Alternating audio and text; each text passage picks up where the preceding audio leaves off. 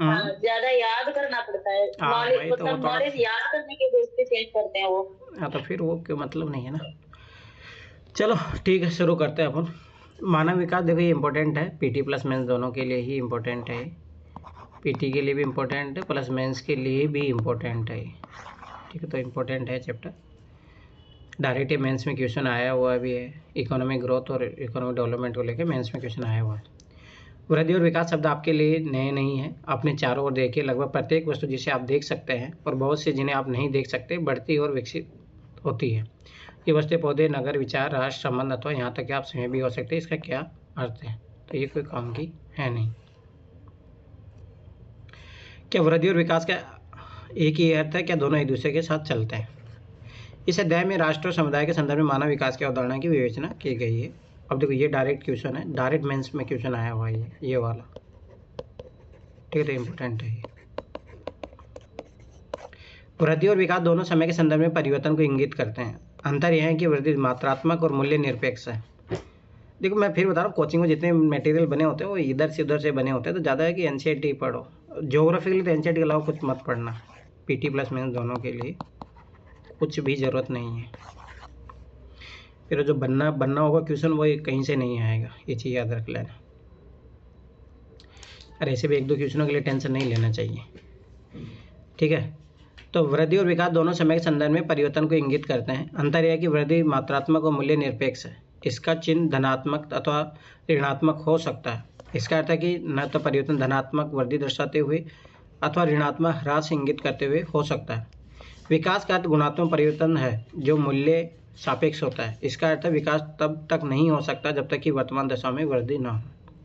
विकास उस समय होता है जब सकारात्मक वृद्धि होती है, तथापि सकारात्मक वृद्धि से सदैव विकास नहीं होता है। विकास उस समय होता है जब गुणवत्ता में सकारात्मक परिवर्तन होता है। उदाहरण दिया है, किसी निश्चित समयावधि में यदि किसी नगर की जनसंख्या 1 लाख से 2 लाख हो जाती है तो हम कहते हैं नगर की वृद्धि हुई है। फिर भी यदि आवास जैसी सुविधाएं, मूलभूत सुविधा की व्यवस्था तथा अन्य विशेषताएं पहले जैसी ही रहती है, तब इस वृद्धि के साथ विकास नहीं जुड़ा। एक चीज़ याद रखना, देखो ना, ये आंसर राइटिंग का स्टाइल होना चाहिए, चाहे जीएस में आप लिखो या चाहे ऑप्शनल में लिखो। जब भी आप किसी चीज़ को जस्टिफाई करो तो एग्जाम्पल होने चाहिए। मोनिका की जो आंसर राइटिंग में यही चीज़ कमाल की थी, और उसके इथिक्स के नंबर देख लेना, आपके रोज़ अच्छे आएंगे। और लास्ट ईयर भी अच्छे थे, अब वो 115 नंबर थे इथिक्स में। तो वो क्या करे, जैसे क्या सर, कनेक्शन कनेक्शन करने की। मतलब जैसे कोई भी चीज़, जैसे मान लो यही आ गया है तो उसका जैसे यही यहाँ पे एग्जाम्पल दिया गया है, तो ऐसे मान लो आपने डिफाइन कर दिया वृद्धि विकास क्या है, फिर एक एग्जाम्पल दे दो। तो अगर ऐसी अगर आपकी अप्रोच रहती है ना आंसर राइटिंग की, तो वो बहुत ज़्यादा फ़ायदेमंद रहती है मेंस निकालने के लिए। ये चीज़ याद रखना। शायद मेरे पास इन चीज़ों की कमी थी, मैं खुद मानता हूँ ये चीज़, तो ये चीज़ याद रखना, ये चीज़ होना चाहिए।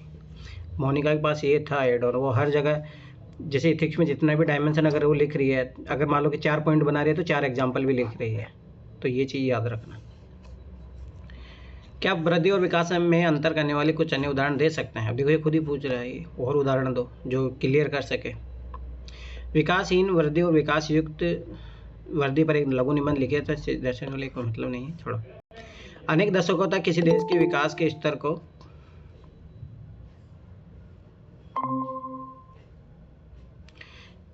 स्तर को केवल आर्थिक वृद्धि के संदर्भ में मापा जाता था। इसका अर्थ यह है कि जिस देश की अर्थव्यवस्था जितनी ज़्यादा बड़ी होती थी उसे उतना ही अधिक विकसित माना जाता, लेकिन इस वृद्धि का अधिकांश लोगों के जीवन में परिवर्तन से कोई संबंध नहीं था। किसी देश में लोग जीवन की गुणवत्ता का जो आनंद लेते हैं, उन्हें जो अवसर उपलब्ध है और जिन स्वतंत्रताओं का वे भोग करते हैं, विकास के महत्वपूर्ण पक्ष है। यह विचार नया नहीं है।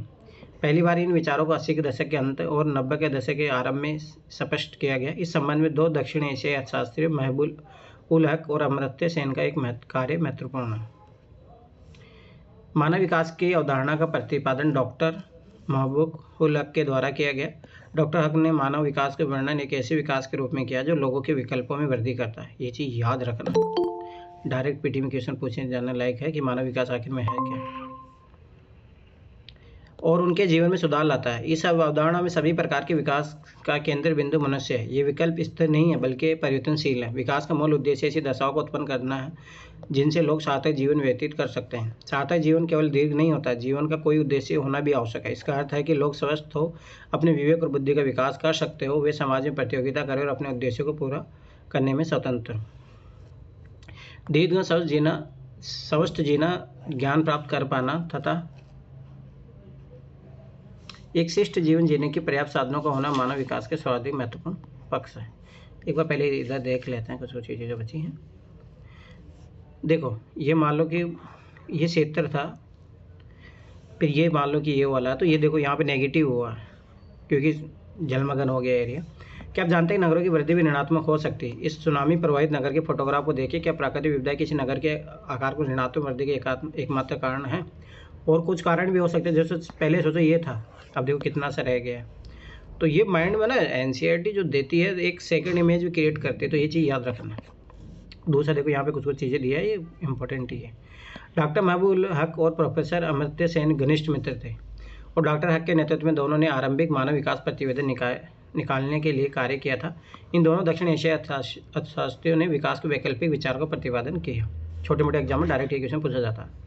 अंतर्दृष्टियों कोरोना से ओतप्रोत पाकिस्तानी अर्थशास्त्री डॉक्टर महबूब हक ने 1990 ईस्वी में मानव विकास सूचकांक का निर्मित किया।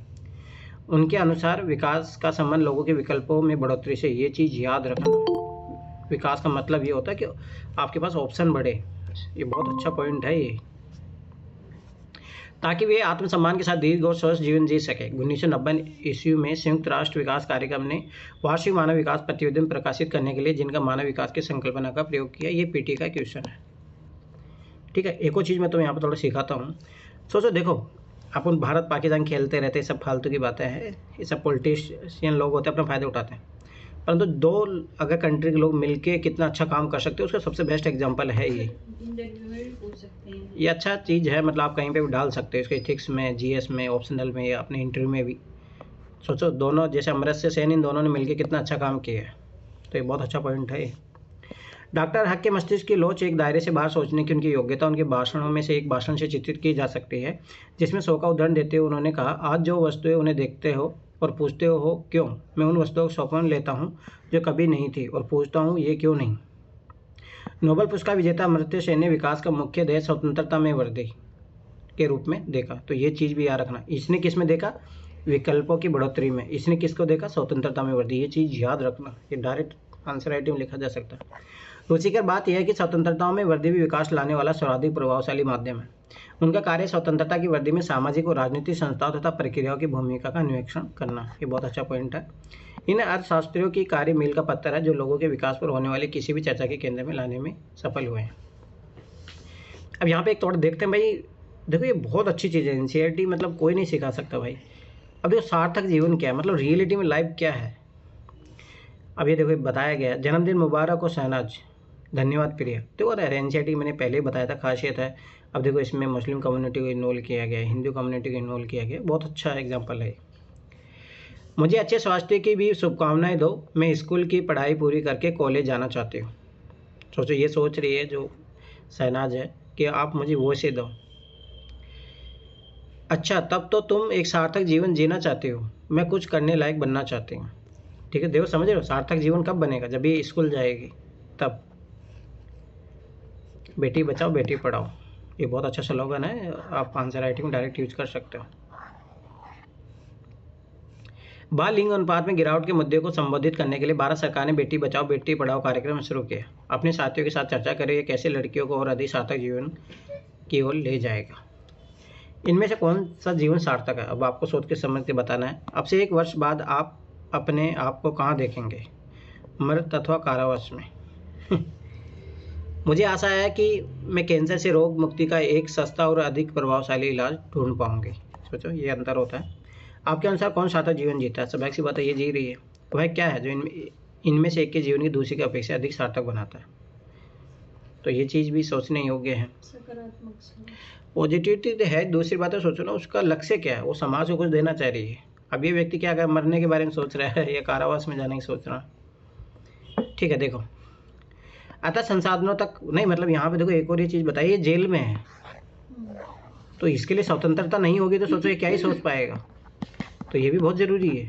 तो जो अमर्त्य सेन ने बोला स्वतंत्रता, ये चीज़ भी ज़रूरी। दूसरी बात उसने बोला था अवसर मिलने चाहिए। अब इसके पास अवसर ही नहीं है। अगर दोनों चीज़ नहीं रहेगी तो इसका सार्थक जीवन कभी बनेगा ही नहीं। कितना अच्छा एग्जाम्पल दिया है। ठीक है, अतः संसाधनों तक पहुंच, स्वास्थ्य में शिक्षा मानव विकास के केंद्र बिंदु है। इन पक्षों में से प्रत्येक के मापन के लिए उपयुक्त सूचकों का विकास किया गया है। क्या आप ऐसे कुछ सूचकों के बारे में सोच सकते हैं? प्राय लोगों में अपने आधारभूत विकल्पों को तय करने की क्षमता, स्वतंत्रता नहीं होती। देखो वही जो अपन सोच रहे थे, यह ज्ञान प्राप्त करने की असमता, उनकी भौतिक निर्धनता। अब देखो कौन सी चीज़ें हैं जो रोकती है। भौतिक निर्धनता है, सामाजिक भेदभाव है, संस्थाओं की अक्षमता और अन्य कारणों की वजह से हो सकता है। इसमें दीर्घ व स्वस्थ जीवन जीने, शिक्षा प्राप्ति योग्य होने, शिष्ट जीवन जीने के साधनों के प्राप्त करने में बाधा आती है। मैं एक चीज़ बताऊंगा, चलो देखिए अभी एक पैराग्राफ कंप्लीट कर लेते हैं। लोगों के विकल्पों में वृद्धि करने के लिए स्वास्थ्य, शिक्षा और संसाधनों तक पहुँच में उनकी क्षमताओं को निर्माण करना महत्वपूर्ण है। यदि इन क्षेत्रों में लोगों की क्षमता नहीं है तो विकल्प भी सीमित हो जाते हैं। ये बहुत बड़ी चीज़ है। उदाहरण एक अशिक्षित बच्चा, देखो ये बहुत अच्छा एग्जाम्पल है। एक अशिक्षित बच्चा डॉक्टर बनने का विकल्प नहीं चुन सकता क्योंकि उसका विकल्प शिक्षा के अभाव में सीमित हो गया है। इसी प्रकार प्राय निर्धन लोग बीमारी के लिए चिकित्सीय उपचार नहीं चुन सकते क्योंकि संसाधनों के अभाव में उनका विकल्प सीमित हो गया है।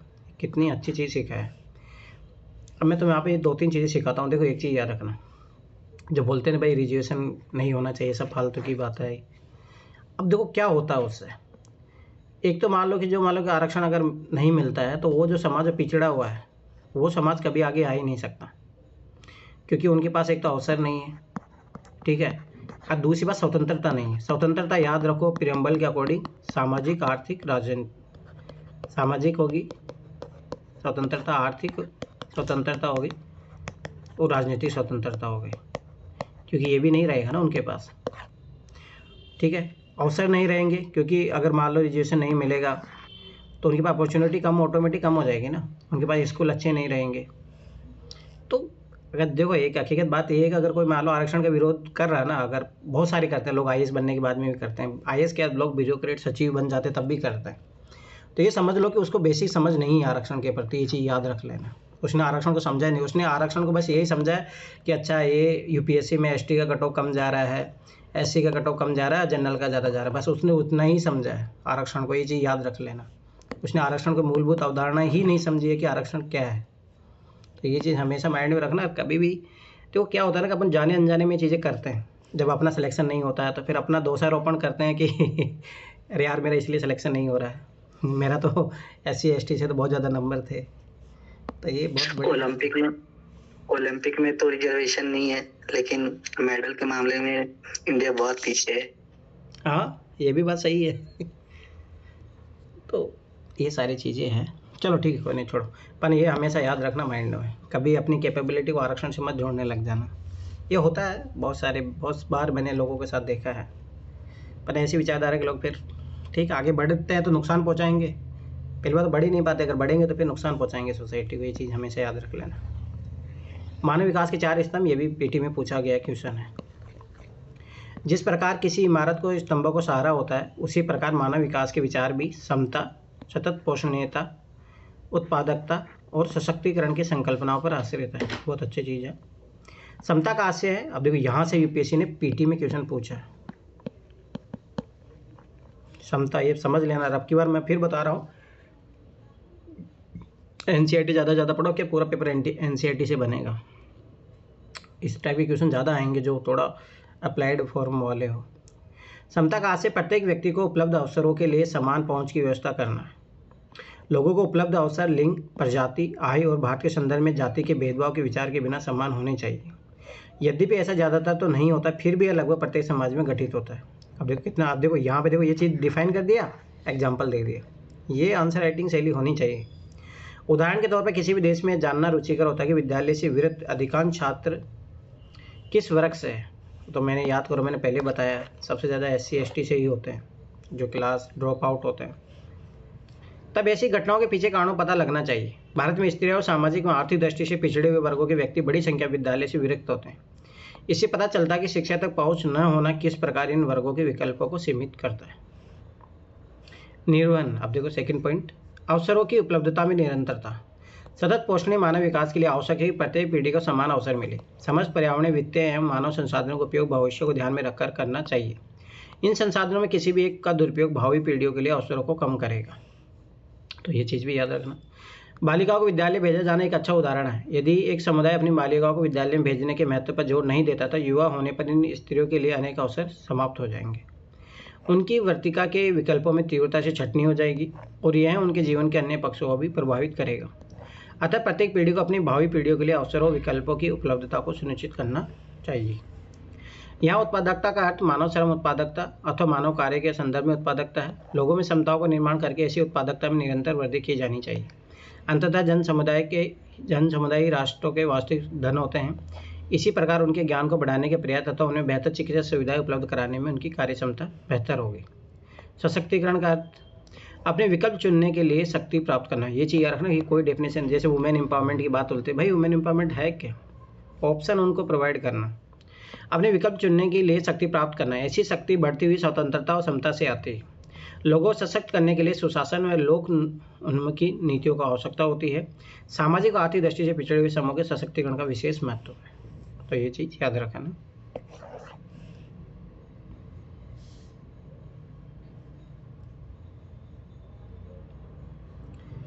मानव विकास के उपागम। मानव विकास की समस्या देखने का अनेक ढंग है। कुछ महत्वपूर्ण उपागम है: आयु उपागम, कल्याण उपागम, न्यूनतम आवश्यकता उपागम और समता उपागम। मानव विकास सूचकांक, ये भी पीटी में क्वेश्चन पूछा गया है। 2-3 बार मानव विकास के क्वेश्चन पे बना था, आगे इस पे बनाया है, तो ये चीज़ याद रखना। मानव विकास सूचकांक स्वास्थ्य, शिक्षा और संसाधनों तक पहुँच जैसे प्रमुख क्षेत्रों में निष्पादन के आधार पर देशों का क्रम तैयार करता है। यह क्रम 0 से 1 के बीच के स्कोर पर आधारित होता है, जो एक देश मानव विकास के महत्वपूर्ण सूचकों में अपने रिकॉर्ड से प्राप्त करता है। स्वास्थ्य का मूल्यांकन करने के लिए चुना गया सूचक जन्म के समय जीवन प्रत्याशा है। उच्चतर जीवन प्रत्याशा का अर्थ है कि लोगों के पास अधिक स्वस्थ जीवन जीने के ज्यादा अवसर है। पूर्ण साक्षरता दर सकल नामांकन अनुपात ज्ञान तक पहुंचने को प्रदर्शित करते हैं। पढ़ और लिख सकने वाले वयस्कों की संख्या और विद्यालय में नामांकित बच्चों की संख्या दर्शाती है कि किसी देश विशेष में ज्ञान तक पहुँच कितनी आसान अथवा कठिन है। संसाधनों तक पहुँच को क्रय शक्ति अमेरिकी डॉलर के संदर्भ में मापा जाता है। इनमें से प्रत्येक आयाम को 1/3 भारिता दी जाती है। बहुत सारे पीसीएस में हर जगह ये क्वेश्चन पूछा जाता है, ये याद रखना। मानव विकास सूचकांक इन सभी आयामों को दिए गए भारों का कुल योग होता है। स्कोर 1 के जितना निकट होता है, मानव विकास का स्तर उतना ही अधिक होता है। इस प्रकार 0.983 का स्कोर अति उच्च स्तर का, जबकि 0.268 मानव विकास का अत्यंत निम्न स्तर का माना जाता है। भारत का लगभग 0.6 के समथिंग है। मानव विकास सूचकांक मानव विकास में प्राप्तियों को मापन करता है। यह प्रदर्शित करता है कि मानव विकास के प्रमुख क्षेत्रों से क्या उपलब्धि हुई। फिर भी यह सर्वाधिक विश्वसनीय माप नहीं है। इसका कारण है कि सूचकांक वितरण के संबंध में मौन है। तो ये चीज़ याद भी रखना, ये भी मेंस में भी क्वेश्चन पूछा हुआ है इसके बारे में। मानव गरीबी सूचकांक मानव विकास सूचकांक से संबंधित है। यह सूचकांक मानव विकास में कमी मापता है। यह एक बिना आय वाला माप है। किसी प्रदेश के मानव विकास में कमी दर्शाने के लिए 40 वर्ष तक की आयु तक जीवित न रह पाने की संभाव्यता, पूर्ण निरक्षरता दर, स्वच्छ जल तक पहुंच न रखने वाले लोगों की संख्या और अलग भार वाले छोटे बच्चों की संख्या सभी इसमें गिने जाते हैं। प्राय मानव गरीबी सूचकांक मानव विकास सूचकांक की अपेक्षा अधिक कमी उद्घाटित करता है। मानव विकास के इन दोनों मापों का संयुक्त अवलोकन किसी देश में मानव विकास की स्थिति को यथार्थ चित्र प्रस्तुत करता है। मानव विकास को मापने की विधियाँ निरंतर परिष्कृत हो रही है और मानव विकास के विभिन्न तत्वों को ग्रहण करने की नूतन विधियों का अनुसंधान हो रहा है। शोधकर्ताओं ने किसी क्षेत्र विशेष में भ्रष्टाचार के स्तर और राजनीतिक स्वतंत्रता के बीच संबंध ज्ञात किए हैं। राजनीतिक स्वतंत्रता और सूचकांक सर्वाधिक भ्रष्ट देशों के सूचीकरण पर चर्चा हो रही है। क्या आप मानव विकास स्तर के अन्य संबंधों के बारे में सोच सकते हैं? अब एक बार यहाँ पे देखो, मानव विकास के उपागम जो अभी देखे। आयु उपागम, यह मानव विकास के सबसे पुराने उपागमों में से एक है। इसमें मानव विकास को आय के साथ जोड़कर देखा जाता है। यह विचार यह है कि आय का स्तर किसी व्यक्ति द्वारा भोगी जा रही स्वतंत्रता के स्तर को परिलक्षित करता है। आय का स्तर ऊंचा होने पर मानव विकास का स्तर भी ऊंचा होगा। इस स्वभाव से एक एग्जाम्पल मैं दे रहा हूँ। जैसे मान लो किसी व्यक्ति के पास 100 रुपये, मान लो 100 रुपये पर डे का कमा रहा है और उसके मान लो घर में 4-5 बच्चे हैं, मतलब 5 मेंबर की उनकी फैमिली है, 5 सदस्यों की, और उसका डेली का जो राशन का खर्चा है मान लो कि 90 रुपये।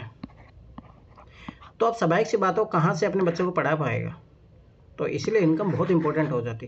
कहाँ से वो मान लो कि मोबाइल या टेक्नोलॉजी या कुछ दे पाएगा? उसको कुछ भी नहीं दे पाएगा ना, क्योंकि पहली तो जो रोटी कपड़ा मकान आवश्यकता होती है वो ज़रूरी है। तो आय इसलिए मेन फैक्टर हो जाता है। कल्याण उपागम, यह उपागम मानव को लाभार्थी अथवा सभी विकासात्मक गतिविधियों के लक्ष्य के रूप में देखता है। यह उपागम शिक्षा, स्वास्थ्य, सामाजिक सुरक्षा, सुख साधनों पर उच्चतर सरकारी व्यय का तर्क देता है।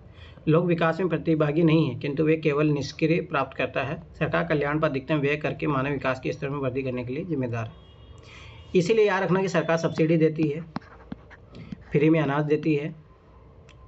तो ये चीज़ भी याद रखना। जैसे अभी जो बात चलती है रेवड़ी संस्कृति कि भाई केजरीवाल तो मुफ्त में बांट रहा है, वे सब पॉलिटिक्स है, वो सब कुछ भी नहीं है। क्योंकि अगर एक नज़रिए से देखोगे तो वो ये भाई कल्याण के उपागम है।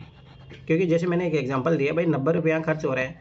अब मान लो प्रधानमंत्री गरीब योजना के तहत उनको अगर मान लो अनाज मिल जा रहा है कम एज में, कम पैसों में, तो समझ बात है उसका खर्चा ऑटोमेटिक 20-30 रुपये आ जाएगा। मुफ्त में बिजली मिल जाएगी तो उसका और खर्चा कम हो जाएगा, तो वो फिर जो अपना खर्चा है अपना पढ़ाई पे लगा पाएगा। तो ये चीज़ भी याद रखो, कभी भी किसी चीज़ को नेगेटिव नहीं देखना चाहिए। आधारभूत आवश्यकता उपागम, इस उपागम को मूल रूप से अंतर्राष्ट्रीय श्रम संगठन ने प्रस्तावित किया था। इसमें 6 न्यूनतम आवश्यकता जैसे स्वास्थ्य, शिक्षा, भोजन, जलापूर्ति, स्वच्छता और आवास की पहचान की गई थी। इसमें मानव विकल्पों के प्रश्न की उपेक्षा की गई है और परिभाषित वर्गों की मूलभूत आवश्यकताओं की व्यवस्था पर जोर दिया गया। समता उपागम, कैपेबिलिटी अप्रोच भी होनी चाहिए। इस उपागम का संबंध प्रोफेसर अमर्त्य सेन से है। संसाधनों तक पहुँच के क्षेत्र में मानव क्षमता को निर्माण बढ़ते मानव विकास की कुंजी है। ये बहुत अच्छा है, ये चीज़ याद रखना। इसलिए बोलते हैं ना कि गरीबी, ये भारत में मान लो जनसंख्या है, इसके बारे में मैं सोचें कि कैपेबिलिटी बढ़ा दो, ऑटोमेटिक यही जो जनसंख्या आपदा है यही आपका लाभांश बन जाएगा। सड़कों की संख्या, अस्पतालों की संख्या, सकल घरेलू उत्पाद, सकल राष्ट्रीय उत्पाद, संतुष्टि, रोजगार, प्रसन्नता, स्वास्थ्य, क्या महत्वपूर्ण है। एक चीज़ याद रखना कि ये बैलेंस होना चाहिए। ऐसा नहीं कि इसी पे तुम पूरा ध्यान दे रहे हो, इस पे ध्यान नहीं दे रहे हो, तो लोग खुश नहीं रहेंगे। ठीक है, इसीलिए फिर वो खुशी का सूचकांक के बारे में बात आई। 1990 ईस्वी में प्रतिवर्ष पूरे विश्व में सबसे अधिक तनाव में युवाएं भारत में रहते हैं सर, तनाव में। हाँ, ये तो हकीकत है ना। जब जॉब नहीं मिलेगा और जहाँ पे उपभोक्तावाद बढ़ता जा रहा है, एक व्यक्ति है जो सोचो कि गाड़ी पे 10 लाख खर्च कर रहा है और एक बेचारे के पास रोटी भी अच्छी नहीं मिल रही, तो स्वाभाविक सी बात है जब वंचनाओं को कोई शिकार होगा तो वंचना से तो डिप्रेशन आएगा ही ना। सर एक और ये है कि जैसे कि टैक्सेशन के मामले में एक गरीब भी उतना ही टैक्स पे कर रहा है जितना एक अमीर टैक्स पे कर रहा है, मतलब कि रेशियो में। इनडायरेक्ट टैक्स में तो सिमिलर ही देते हैं ना। हाँ, लेकिन बोला जाता है कि इनडायरेक्ट टैक्स में रिफॉर्म होना चाहिए।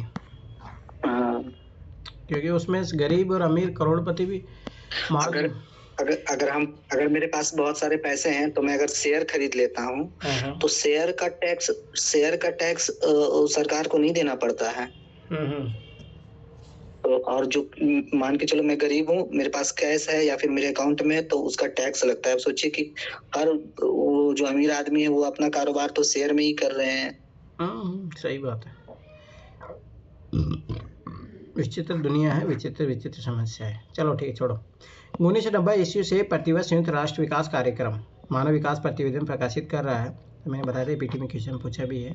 यह प्रतिवेदन मानव विकास स्तर के अनुसार सभी सदस्य देशों की कोटि क्रमानुसार सूची उपलब्ध कराता है। मानव विकास सूचकांक और गरीबी सूचकांक यूएनडीपी द्वारा प्रयुक्त मानव विकास मापने के 2 महत्वपूर्ण सूचकांक हैं। भूटान विश्व में अकेला देश है जिसने सकल राष्ट्रीय प्रसन्नता को देश की प्रगति का आधिकारिक माप घोषित किया है। ये बहुत अच्छी चीज़ है, अब सब देश इसको अपना रहे हैं। भूटानियों ने अपने पर्यावरण अथवा सांस्कृतिक एवं आध्यात्मिक जीवन के अन्य पहलुओं को भौतिक प्रगति और प्रौद्योगिक विकास से होने वाली संभावित नुकसान को सतर्कतापूर्वक अथवा ध्यान में रखकर अपनाया है। इसका साधारण सा अर्थ है कि प्रसन्नता का कीमत पर भौतिक प्रगति नहीं की जा सकती। सकल राष्ट्रीय प्रसन्नता हमें विकास की आध्यात्मिकता, भौतिकता, गुणात्मक पक्षों को सोचने के लिए प्रोत्साहित करती है। ये समझ भी होना चाहिए किसी ब्यूरोक्रेट में, नहीं तो क्या होगा, जैसे मान लो कोई खेल का ग्राउंड है, ठीक है, अब मान लो शहरों के लिए ज़मीनें ऐसे बहुत कम होती है, तो वहाँ पे जो लैंड का प्राइस रहता है वो बहुत ज़्यादा हाई रहता है। अब सोचो कि यहाँ पे जो भी है सोसाइटी बच्चे खेलते हैं कूदते हैं, तो उनकी हैप्पीनेस इंडेक्स यहाँ पे बहुत ज़्यादा है, परंतु वहीं कोई बिल्डर आएगा नहीं, बोलेगा मुझे ये ज़मीन चाहिए, मैं इसके करोड़ों रुपये पे करने तैयार, मैं यहाँ पे 5 स्टार होटल बनाऊँगा। तो सोचो ना, फिर ये चीज़ भी सोचनी ज़रूरी है। इससे क्या होगा, आखिर में उनकी जो हैप्पीनेस इंडेक्स है वो तो ख़त्म हो जाएगा ना। अंतर्राष्ट्रीय तुलनाएं, मानव विकास की अंतर्राष्ट्रीय तुलनाएं रुचिकर है। प्रदेश के आकार और प्रति व्यक्ति आएगा मानव विकास से प्रत्यक्ष संबंध नहीं है। प्राय मानव विकास में बड़े देशों की अपेक्षा छोटे देशों का कार्य बेहतर रहा है।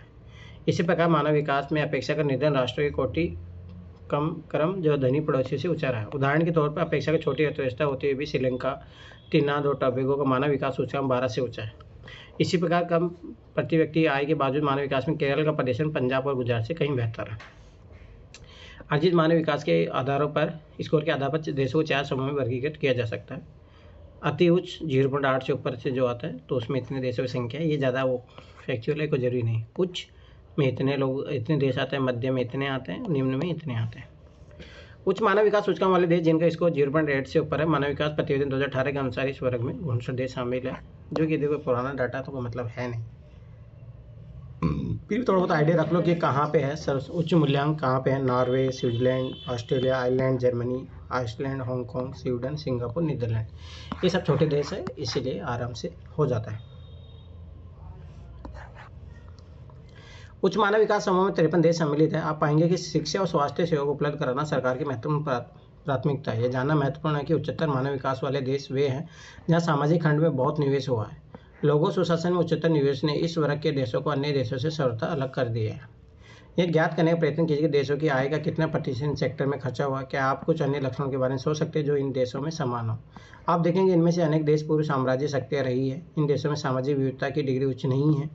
उच्च मानव विकास स्कोर वाले देश यूरोप में अवस्थित है और वे औद्योगिक पश्चिमी विश्व का प्रतिनिधित्व करते हैं।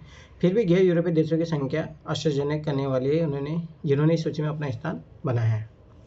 मानव विकास के मध्य स्तर वाले देशों का वर्ग विशालतम है। मध्यम वर्ग विकास वर्ग में कुल 39 देश है। इनमें से अधिकांश देशों का विकास द्वितीय विश्व युद्ध के बाद की अवधि में हुआ। इस वर्ग के कुछ पूर्वकालीन उपनिवेश थे, जबकि अन्य देशों का विकास 1990 ईस्वी में तत्कालीन सोवियत संघ के विघटन के पश्चात हुआ है। इनमें से देश अधिकांश की लोकोन्मुखी नीतियों को अपनाकर तथा सामाजिक भेदभाव को दूर करके तेजी से मानव विकास स्कोर में सुधार कर रहे हैं। इनमें से अधिकांश देशों में उच्चतर मानव विकास के स्कोर वाले देशों की तुलना में सामाजिक विविधता अधिक पाई जाती है। इस वर्ग के अनेक देशों ने अपने अभिनव इतिहास में राजनीतिक अस्थिरता और सामाजिक विद्रोह का सामना किया है। मानव विकास के निम्न स्तर वाले देशों की संख्या 38 है। इनमें से अधिकांश छोटे देश हैं जो राजनीतिक उपद्रव, गृह युद्ध के रूप में सामाजिक अस्थिरता, अकाल अथवा बीमारियों की अधिक घटनाओं के दौर से गुजर रहे हैं। सुविचारित नीतियों के माध्यम से इस वर्ग के देशों के मानव विकास की आवश्यकताओं के समाधान की तत्काल आवश्यकता है। अब सोचो भारत का ये 126वां स्थान था, फिर 130वां आया, तो ये भारत बहुत पीछे है, स्थिति सबको पता है। मानव विकास की अंतर्राष्ट्रीय तुलनाएं कुछ अत्यंत रुचि के परिणाम दर्शाती है। प्राय लोग मानव विकास के निम्न स्तरों के लिए लोगों की संस्कृति को दोष देते हैं। उदाहरणतः कई देश में मानव विकास इसलिए कम हुआ क्योंकि उसके लोग खय धर्म का अनुसरण करते हैं अथवा गैर समुदाय के हैं। ऐसे वक्तव्य भ्रांतिपूर्ण है, ये चीज़ याद रखना। ये खुद एनसीईआरटी ने क्लियर कर दिया।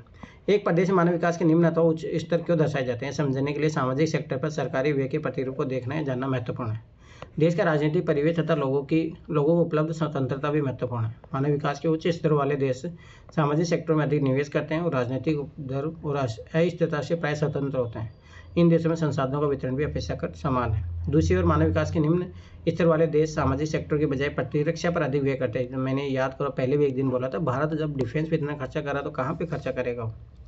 यह दर्शाता है कि ये देश राजनीतिक अस्थिरता वाले क्षेत्रों में पड़ते हैं और त्वरित आर्थिक विकास प्रारंभ नहीं कर पाए। तो ये भारत के बारे में है। अब देखो ये जो चैप्टर है इकोनॉमी में पढ़ोगे आप, प्राथमिक क्रिया इधर भी पढ़ोगे, तो ये है ना इकोनॉमी ज्योग्राफी का पार्ट है, ये चीज़ याद रखना, तो ये जरूरी हो जाता है। पूरा इकोनॉमी ज्योग्राफी पे ही डिपेंडेंट होता है।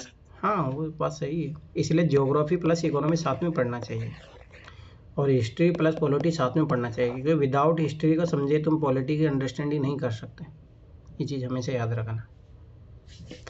फिर उसके बाद में साइंस टेक पढ़ना चाहिए, तब थोड़ा समझ आता है। माना कि वे कार्यकलाप जिनसे आय प्राप्त होती है आर्थिक क्रिया कहा जाता है। आर्थिक क्रिया को मुख्यतः 4 वर्गों में विभाजित किया जाता है: प्राथमिक, द्वितीयक, तृतीयक एवं चतुर्थ क्रिया। प्राथमिक क्रिया प्रत्येक रूप से पर्यावरण पर निर्भर है, क्योंकि पृथ्वी के संसाधन जैसे भूमि, जल, वनस्पति, बहु निर्माण सामग्री व खनिजों के उपयोग के विषय में बतलाती है। इस प्रकार इसके अंतर्गत आखेट, भोजन संग्रह, पशुचारण, मछली पकड़ना, वनों से लकड़ी काटना, कृषि व खनन कार्य सम्मिलित किया जाता है। ये चीज़ रखना, फिर पीटी में पूछा भी था। मछली पकड़ने और कृषि करने का कार्य क्रमशः तटीय मैदानी भागों निवासी क्यों करते हैं? वे कौन से भौतिक और सामाजिक कारक है जो विभिन्न प्रदेशों में प्राथमिक क्रियाओं को निर्धारित करते हैं? क्या आप जानते हैं प्राथमिक कार्यकलाप करने वाले लोग, उनका कार्यक्षेत्र घर से बाहर होने के कारण लाल कॉलर श्रमिक कहलाते हैं? ये थोड़ा पता होना चाहिए। जैसे यूपीएससी को वाइट लेबर बोला जाता है, तो ये चीज़ याद रखना। आखेट और भोजन संग्रह। मानव सभ्यता के आरंभिक युग में आदिमकालीन मानव अपने जीवन निर्वाह के लिए अपने समीप के वातावरण पर निर्भर रहता था। उसका जीवन निर्वाह 2 कार्य द्वारा होता था। क्या है? पशुओं को आखेट कर और अपने समीप के जंगलों से खाने योग्य जंगली पौधे, कंदमूल आदि का एकत्रित कर। कालीन समाज जंगली पशुओं पर निर्भर था। अति शीत व अत्यधिक गर्म प्रदेशों के रहने वाले लोग आखेट द्वारा जीवन यापन करते थे। तकनीकी विकास के कारण यद्यपि मत्स्य ग्रहण आधुनिकीकरण से युक्त हो गया है तथापि तटवर्ती क्षेत्रों में रहने वाले लोग अब भी मछली पकड़ने कार्य करते हैं। अवैध शिकार के कारण जीवों के कई जातियां लुप्त हो गई है, संकटापन्न है। प्राचीन काल के आखेटक पत्थर या लकड़ी के बने औजार एवं तीर इत्यादि का प्रयोग करते थे, जिससे मारे जाने वाले पशुओं की संख्या सीमित रहती थी। बाद में शिकार पर केवल प्रतिबंध लगाया गया। भोजन संग्रह आखेट प्राचीनतम ज्ञात आर्थिक क्रियाएं हैं। विश्व के विभिन्न भागों में यह कार्य विभिन्न स्तरों पर विभिन्न रूपों में किया जाता है।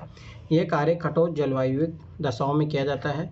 इसे अधिकतर आदिमकालीन समाज के लोग करते हैं। ये लोग अपने भोजन, वस्त्र एवं शरण की आवश्यकता की पूर्ति हेतु पशुओं एवं वनस्पति का संग्रह करते हैं। इस कार्य के लिए बहुत कम पूंजी एवं निम्न स्तरीय तकनीकी ज्ञान की आवश्यकता होती है। इसमें भोजन अधिशेष भी नहीं रहता है एवं प्रति व्यक्ति उत्पादकता भी कम होती है। तो ये चीज़ याद रखना कि जो प्राइमरी सेक्टर में लगे रहेंगे उनकी इनकम कम रहेगी। अभी देखो ये जहाँ पे दिया है निर्वहन संग्रहण के क्षेत्र कहाँ पे है, जो अभी भी जहाँ पे थोड़ा बहुत इस टाइप का होता है। भोजन संग्रह विश्व के 2 भागों में किया जाता है। उच्च अक्षांश के क्षेत्र जिसमें उत्तरी कनाडा, उत्तरी यूरेशिया एवं दक्षिण चिली आते हैं। निम्न अक्षांश के क्षेत्र जिसमें अमेजन बेसिन, उष्णकटिबंधीय अफ्रीका, ऑस्ट्रेलिया एवं दक्षिण पूर्वी एशिया का आंतरिक प्रदेश आता है। आधुनिक समय में भोजन संग्रहण के कार्य का कुछ भागों में व्यापारीकरण भी हो गया है। ये लोग कीमती पौधों की पत्तियां, छाल व औषधीय पौधों को सामान्य रूप से संशोधित कर बाजार में बेचने का कार्य भी करते हैं। पौधे के विभिन्न भागों के उपयोग करते हैं। उदाहरण के लिए तौर पर छाल का उपयोग उन्नयन, चमड़ा तैयार करना एवं कार्क के लिए, पत्तियों का उपयोग पेय पदार्थ, दवाइयाँ और क्रांतिवर्धक वस्तु बनने के लिए, रेशे का कपड़ा बनाने, दृढ़ फल को भोजन में तेल के लिए, पेड़ के तने का उपयोग रबड़, बलाटा, गोंद व राल बनाने के लिए करते हैं। च्युइंगम को चूसने के बाद शेष भाग को क्या कहते हैं? क्या तुम जानते हो किसे चिकल कहते हैं? ये जेपोटा वृक्ष के दूध से बनता है, ये चीज़ याद रखना था। पर वो थोड़ा अलग क्वेश्चन था, बनाया था ऐसे च्युइंगम का। विश्व स्तर पर भोजन संग्रहण का अधिक महत्व नहीं है। इन क्रिया द्वारा प्राप्त उत्पाद विश्व बाजार में प्रतिस्पर्धा नहीं कर सकते हैं। कई प्रकार की अच्छी किस्म में कम दाम वाली कृत्रिम उत्पादों ने उष्णकटिबंधीय वन के भोजन संग्रहण करने वाले समूह के उत्पादों को स्थान ले लिया। पशुचारण। आखेट पर निर्भर रहने वाले समूह ने जब यह महसूस किया कि केवल आखेट से जीवन का भरण पोषण नहीं किया जा सकता, तब मानव ने पशुपालन व्यवसाय के विषय में सोचा। विभिन्न जलवायु दशाओं में रहने वाले लोगों ने उन क्षेत्रों में पाए जाने वाले पशुओं का चयन करके पालतू बनाए। भौगोलिक कारकों एवं तकनीकी विकास के आधार पर वर्तमान समय में पशुपालन व्यवसाय निर्वहन अथवा व्यापारिक स्तर पर किया जाता है। चलवासी पशुचारण। चलवासी पशुचारण एक प्राचीन जीवन निर्वाह व्यवसाय रहा है, जिसमें पशुचारक अपने भोजन, वस्त्र, शरण, औजार एवं यातायात के लिए पशुओं पर निर्भर रहता है। वे अपने पालतू पशुओं के साथ पानी एवं चारागाह की उपलब्धता एवं गुणवत्ता के अनुसार एक स्थान से दूसरे स्थान पर स्थानांतरित होते रहते हैं। इन पशुचारक वर्गों के अपने निश्चित चारागाह क्षेत्र होते हैं। भिन्न भिन्न क्षेत्रों में कई प्रकार के पशु पाले जाते हैं। उष्णकटिबंधीय अफ्रीका में गाय, बैल प्रमुख पशु है, जबकि सहारा व एशिया के मस्टूल में भेड़, बकरी एवं ऊँट पाला जाता है। तिब्बत व इंडीज के पर्वतीय भागों में यॉक व लामा, आर्कटिक और ऊपरी उत्तर ध्रुवीय क्षेत्रों में रेंडियर पाला जाता है। थोड़ा बहुत पता होना चाहिए रेंडियर कहाँ पाया जाता है, बस इसी रखना। चलवासी पशुचारण के 3 प्रमुख क्षेत्र है। इसका प्रमुख क्षेत्र है उत्तरी अफ्रीका के एटलांटिक तट से अरब प्रायद्वीप होता है, हुआ तथा मंगोलिया मध्य चीन तक फैला है। दूसरा क्षेत्र यूरोप तथा एशिया के टुंड्रा प्रदेश में है, जबकि तीसरा क्षेत्र दक्षिणी गोलार्ध में दक्षिण पश्चिमी अफ्रीका, मेडागास्कर द्वीप है। नए चारागाहों की खोज में पशुचारक समतल भागों एवं पर्वतीय क्षेत्रों में लंबी दूरियां तय करते हैं। गर्मियों में मैदानी भाग से पर्वतीय चारागाह की ओर एवं शीत में पर्वतीय भाग से मैदानी चारागाहों की ओर प्रवास करते हैं। इनकी इस गतिविधि को ऋतु प्रवास कहा जाता है। भारत में हिमालय के पर्वतीय क्षेत्र में गुज्जर, बकरवाल, गद्दी एवं भूटिया लोगों के समूह ग्रीष्मकाल में मैदानी क्षेत्रों से पर्वतीय क्षेत्रों में चले जाते हैं एवं शीतकाल में पर्वतीय क्षेत्रों से मैदानी क्षेत्र में आ जाते हैं। इनके बारे में पूछा था एक बार, कहाँ पे पाई जाती है, बस इतना। इस प्रकार टुंड्रा प्रदेश में ग्रीष्मकाल में दक्षिण से उत्तर की ओर एवं शीत में उत्तर से दक्षिण की ओर चलवासी पशुचारकों को पशुओं के साथ प्रवास होता है। चलवासी पशुचारकों की संख्या अब घट रही है एवं इनके द्वारा उपयोग में लाए गए क्षेत्र में भी कमी हो रही है। इसके 2 कारण हैं: राजनीतिक सीमाओं का अधिरोपण, कई देशों द्वारा नई बस्तियों का योजना बनाना। वाणिज्य पशुधन पालन। चलवासी पशुचारण की अपेक्षा वाणिज्य पशुधन पालन अधिक व्यवस्थित एवं पूंजी प्रधान है। वाणिज्य पशुधन पालन पश्चिमी संस्कृति से प्रभावित एवं फार्म भी स्थायी होते हैं। यह फार्म विशाल क्षेत्र पर फैले होते हैं। संपूर्ण क्षेत्र को छोटी छोटी इकाइयों में विभाजित कर दिया जाता है। चराई को नियंत्रित करने के लिए इन्हें बाड़ लगाकर एक दूसरे से अलग कर दिया जाता है। जब चराई के कारण जब एक छोटे क्षेत्र की घास समाप्त हो जाती है, तब पशुओं को दूसरे छोटे क्षेत्र में ले जाया जाता है। वाणिज्य पशुधन पालन में पशुओं की संख्या भी चारागाह की वहन क्षमता के अनुसार रखी जाती है। यह एक विशिष्ट गतिविधि है जिसमें से केवल एक ही प्रकार के पशु पाले जाते हैं। इस प्रमुख पशु भेड़, बकरी, गाय, बैल और घोड़े। इनसे प्राप्त मांस, खाल एवं ऊन को वैज्ञानिक ढंग से संसाधित डिब्बा बंद करके विश्व के बाजारों में निर्यात कर दिया जाता है। अलास्का के उत्तरी प्रदेश में रेंडियर पालन, जहाँ कुल भंडार का लगभग 2/3 अधिकांश एस्किमो रखते हैं। तो ये थोड़ा याद रखना कहाँ कहाँ पाया जाता है। पशु फार्म में पशुधन पालन वैज्ञानिक आधार पर व्यवस्थित किया गया है। इसमें मुख्य ध्यान पशु के प्रजनन, जननिक सुधार, बीमारियों पर नियंत्रण और उनके स्वास्थ्य पर दिया जाता है। विश्व में न्यूजीलैंड, ऑस्ट्रेलिया, अर्जेंटीना, यूरुग्वे व संयुक्त राज्य अमेरिका में वाणिज्य पशुधन पालन किया जाता है। कृषि विश्व में पाए जाने वाले विभिन्न भौतिक, सामाजिक और आर्थिक दशाएं कृषि कार्य को प्रभावित करती है एवं इसी प्रभाव के कारण विभिन्न कृषि प्रणालियां देखी जाती है। कृषि विभिन्न प्रकार के फसलों का बोया जाना तथा पशुपालन विभिन्न कृषि विधियों पर आधारित होता है। ये मुख्य प्रणाली निम्नलिखित है। इस टाइप से भी क्वेश्चन पूछा है यूपीएससी ने। निर्वाह कृषि, इस प्रकार की कृषि में कृषि क्षेत्र में रहने वाले स्थानीय उत्पादकों को संपूर्ण अथवा लघु का उपयोग करते हैं। इसके 2 भागों में वर्गीकृत किया जा सकता है। आदिकालीन निर्वाह कृषि, आदिकालीन निर्वाह कृषि अथवा स्थानांतरणशील कृषि कार्य उष्णकटिबंधीय क्षेत्र में किया जाता है, जहाँ आदिम जाति के लोग यह कृषि करते हैं। इसका क्षेत्र अफ्रीका, दक्षिणी एवं मध्य अमेरिका को उष्णकटिबंधीय भाग में दक्षिण पूर्वी एशिया है। इन क्षेत्रों की वनस्पति को जला दिया जाता है। जली हुई राख की पर्वत उर्वरक का कार्य करती है। इस प्रकार स्थानांतरण कृषि कर्तन व दहन कृषि भी कहलाती है। पीटी में क्वेश्चन पूछा गया 2014 में शायद। इसमें बोए गए खेत बहुत छोटे होते हैं एवं खेती भी पुराने औजार जैसे लकड़ी, कुदाली एवं फावड़ी द्वारा की जाती है। कुछ समय पश्चात 3 से 5 वर्ष जब मिट्टी का उपजाऊपन समाप्त हो जाता है, तब कृषक नए क्षेत्र में वन जलाकर कृषि के लिए भूमि तैयार करता है। कुछ समय पश्चात कृषक वापस पहले वाले कृषि क्षेत्र पर कृषि कार्य करने आ जाता है। इस कृषि कार्य में सबसे बड़ी समस्या है कि इस क्षेत्र में भूमि की उर्वरता कम होती जाती है, जिससे झूम का चक्र आग लगा कृषि तैयार करना छोटा होता जाता है। उष्णकटिबंधीय क्षेत्र में इसे अलग अलग नामों से जाना जाता है। भारत के उत्तरी पूर्वी राज्यों में से झूमिंग, मध्य अमेरिका में मैक्सिमम मिल्पा, मलेशिया में इंडोनेशिया में लादांग कहा जाता है। आप ऐसे अन्य क्षेत्रों का पता लगाए जहाँ इस प्रकार की कृषि की जाती है और वहाँ इसे किस नाम से पुकारते हैं। गहन निर्वाह कृषि, इस प्रकार की कृषि मानसून एशिया के घने बसे देशों में की जाती है। गहन निर्वाह कृषि 2 प्रकार होते हैं। चावल प्रधान गहन निर्वाह कृषि, इसमें चावल प्रमुख फसल होती है। अधिक जनसंख्या घनत्व के कारण खेतों का आकार छोटा होता है एवं कृषि कार्य में कृषक का संपूर्ण परिवार लगा रहता है। भूमि का गहन उपयोग होता है एवं यंत्रों का अपेक्षा मानव श्रम का अधिक महत्व है। उर्वरता बनाए रखने के लिए पशु के गोबर की खाद एवं हरी खाद का उपयोग किया जाता है। इस कृषि में प्रति इकाई उत्पादन अधिक होता है, परंतु प्रति कृषक उत्पादन कम है। चावल रहित गहन निर्वाह कृषि, मानसून एशिया के अनेक भागों में उच्च जलवायु, मृदा तथा अन्य भौगोलिक कारकों की भिन्नता के कारण धान की फसल उगाना प्राय संभव नहीं। उत्तरी चीन, मंचूरिया, उत्तरी कोरिया, उत्तरी जापान में गेहूं, सोयाबीन, जौ एवं सोरपम बोया जाता है। भारत में सिंधु गंगा के मैदानों के पश्चिमी भाग में गेहूं एवं दक्षिणी व पश्चिमी शुष्क प्रदेश में ज्वार, बाजरा प्रमुख रूप से उगाया जाता है। इस कृषि की अधिकतर विशेषता है वो वही है जो चावल की प्रधान कृषि की है। केवल अंतर है कि इसमें सिंचाई की जाती है। रोपण कृषि, इसके बारे में पेशेंट क्वेश्चन पूछा है, ये पता होना चाहिए रोपण कृषि कौन सी होती है सब।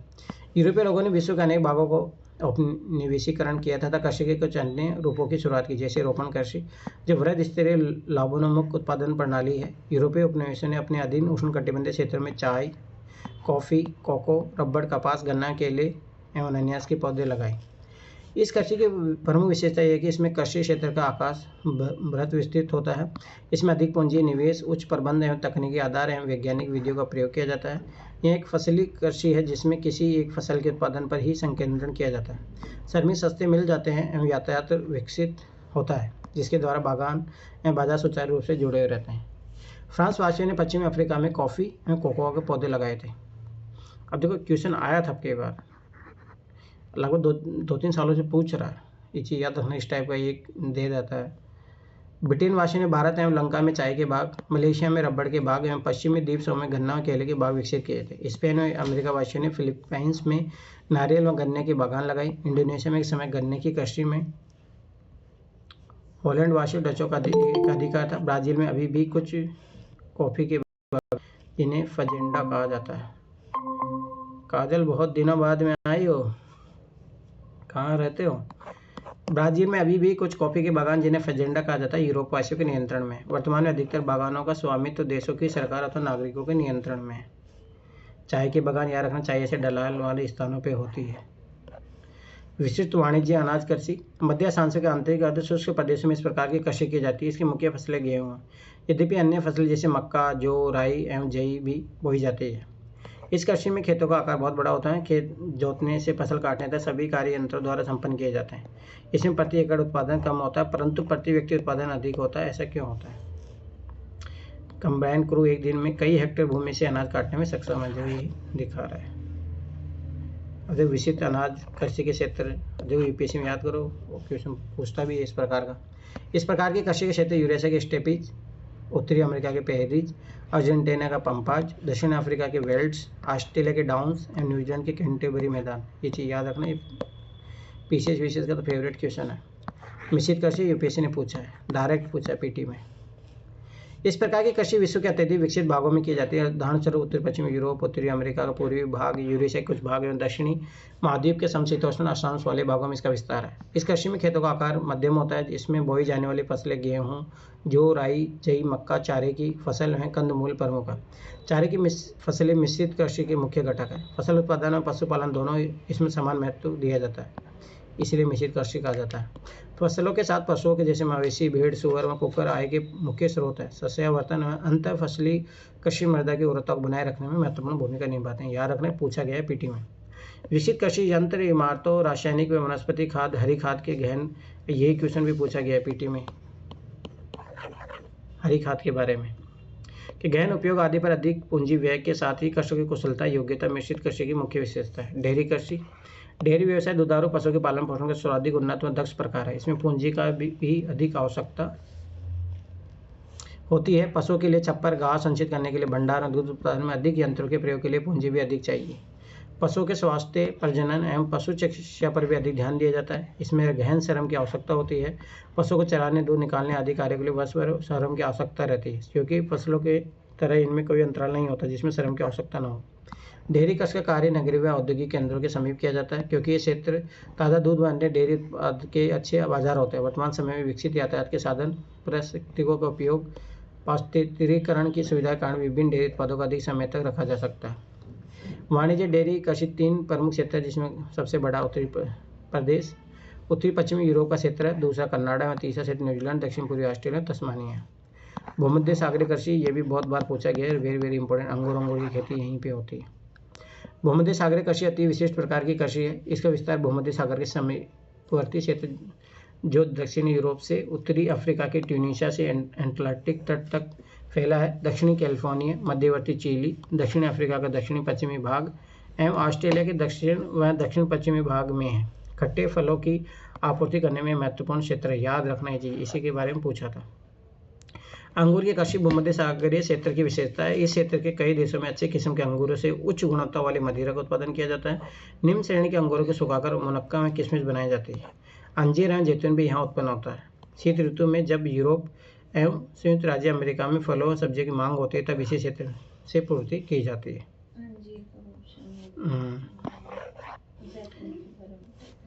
बाजार के लिए सब्जी खेतियों को उद्यान कृषि, इस प्रकार की कृषि में अधिक मददा मिलने वाली फसलें जैसे सब्जियां, फल एवं पुष्प लगाए जाते हैं, जिनकी मांग नगरीय क्षेत्र में होती है। इस कृषि में खेतों का आकार छोटा होता है एवं खेत अच्छे यातायात साधनों के द्वारा नगरीय केंद्र जहां ऊंची आय वाले उपभोक्ता रहते हैं। इसमें गहन श्रम एवं अधिक पूंजी की आवश्यकता होती है। इसमें अतिरिक्त सिंचाई, उर्वरक, अच्छी किस्म के बीज, कीटनाशी, हरित गृह व शीत क्षेत्रों में कृत्रिम ताप का भी इस कृषि में उपयोग किया जाता है।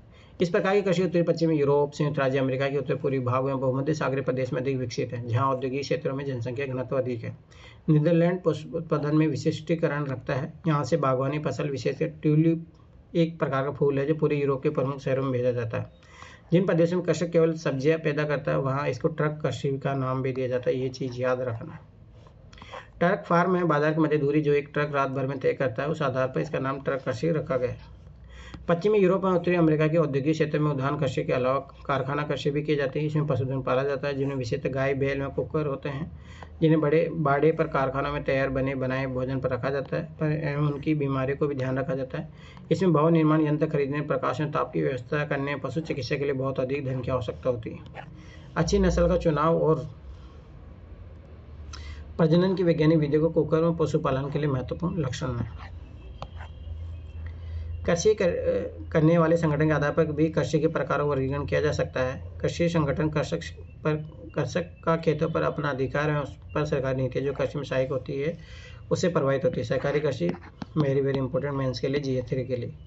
जब कृषकों के समूह अपनी कृषि से अधिक लाभ कमाने के लिए स्वेच्छा से एक सहकारी संस्था बनाकर कृषि कार्य संपन्न करे, उसे सहकारी कृषि कहते हैं।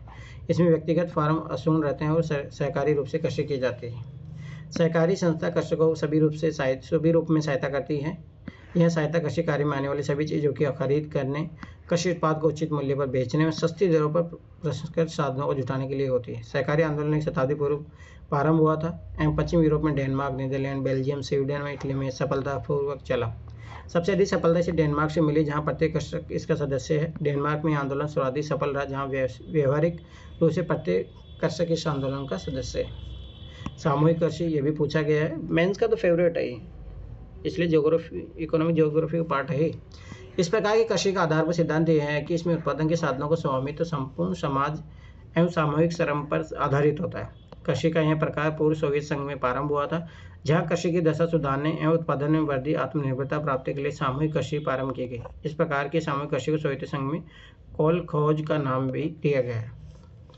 सभी कृषक अपने संसाधन जैसे भूमि, पशुधन और श्रम को मिलाकर कृषि कार्य करते हैं। वे अपनी दैनिक आवश्यकताओं की पूर्ति के लिए भूमि का छोटा सा भाग अपने अधिकार में भी रखते हैं। खनन, मानव विकास के इतिहास में खनिजों की खोज की कई अवस्थाएं देखी जा सकती है, जैसे ताम्र युग, कांस्य युग में लोहे युग। प्राचीन काल में खनिजों का उपयोग औजार बनाने, बर्तन और हथियार को बनाने तक सीमित था। इसके वास्तविक विकास औद्योगिक क्रांति के पश्चात संभव हुआ है एवं निरंतर इसका महत्व बढ़ता जा रहा है। खनन कार्य को प्रभावित करने वाले कारक, ये मेंस के लिए इंपॉर्टेंट है। खनन कार्य की लाभप्रदता दो बातों पर निर्भर करती है। भौतिक कारक, जिनमें खनिजों के निक्षेपों के आकार, श्रेणी, उपस्थिति की अवस्था का सम्मिलित करते हैं। आर्थिक कारक, जिनमें खनिज की मांग, विद्यमान तकनीक, ज्ञान व उसका उपयोग अवसंरचना के विकास के लिए उपलब्ध पूंजी, यातायात तो श्रम होने वाला व्यय आता है। देखो तेल कैसे निकाला जा रहा है यहाँ पे।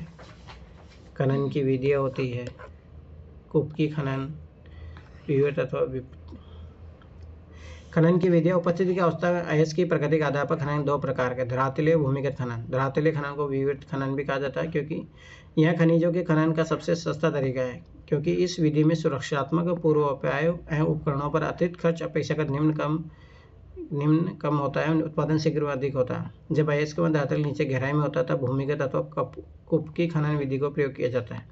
इस विधि में लंबवत कुपक गहराई तक स्थित है, जहाँ से भूमिगत गैलेरिया खनिजों तक पहुँचने के लिए फैली है। इन मार्ग से होकर खनिजों का निष्कर्षण और परिवहन धरातल तक किया जाता है।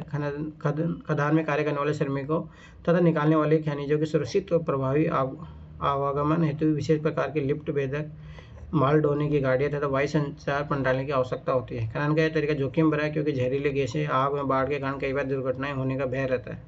क्या आपने कभी भारत की कोयला खदान में आग लगने, बाढ़ आने के विषय में पढ़ा है? विकसित अर्थव्यवस्था वाले देश उत्पादन की खनन, प्रसंस्करण व शोधन कार्य से पीछे हट रहे हैं, क्योंकि इससे श्रमिक लागत अधिक आने लगी है, जबकि विकासशील देश अपने विशाल श्रमिक शक्ति के बल पर अपने देशवासियों के ऊंचे रहन सहन को बनाए रखने के लिए खनन कार्य को महत्व दे रहे हैं। अफ्रीका के कई देश, दक्षिणी अमेरिका के कुछ देश में, एशिया में आय के साधनों को 50% तक खनन कार्य से प्राप्त होता है। तो चैप्टर कंप्लीट हो गया है। कल अपन आगे के 2 चैप्टर कर लेंगे। देखो इम्पोर्टेंट है ये चैप्टर, पीटी और मेंस और दोनों के लिए क्वेश्चन पूछे गए हैं, खासतौर से मेंस के लिए तो इम्पोर्टेंट है। चलो ठीक है, कल पढ़ेंगे।